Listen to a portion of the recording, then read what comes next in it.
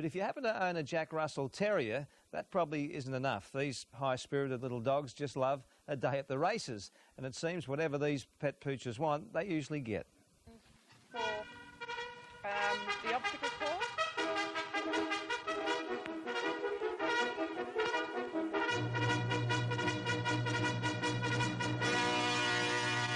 Go, water up!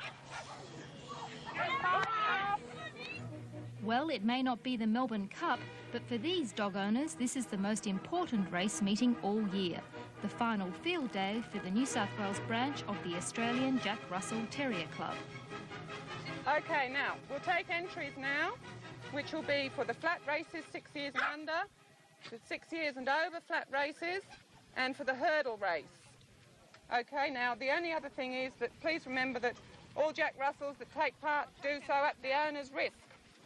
If that sounds a little overdramatic, you must remember that for these folk, the Jack Russell isn't just a dog. How much does your dog mean to you? Oh, I wouldn't part with them for me. They're part of the family. And they're there, they're family. Do you like your Jack Russells more than your other dogs? Yeah. They really have taken us. Like, we started off with one, and it's just blossomed. Well, that's exactly what happened Australia-wide. About 20 years ago, there were virtually no Jack Russells registered here. Now there are more than 5,000. But we're still a long way behind England, where the first Jack Russell was born.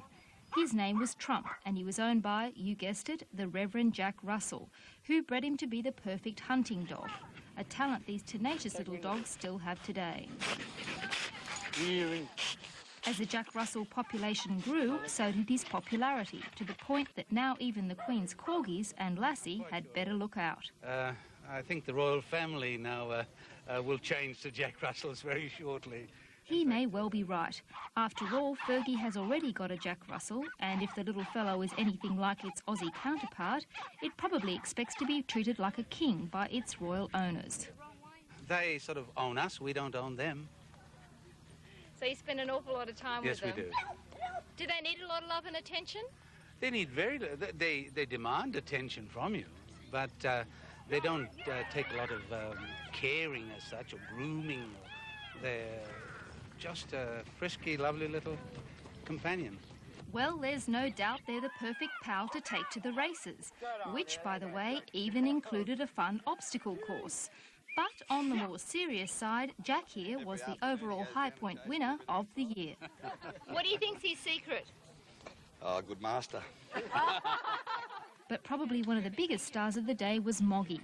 He tied with Santa Paws and Alice as runner-up in the veteran division. But you can't really split the trophy in three, and at 10, Moggy is the oldest. Not to mention he's just recovered from a bad bout of heartworm. Here we are. How do you feel about Moggy winning, Rita? Oh, very good. Deserves it for an old age pensioner.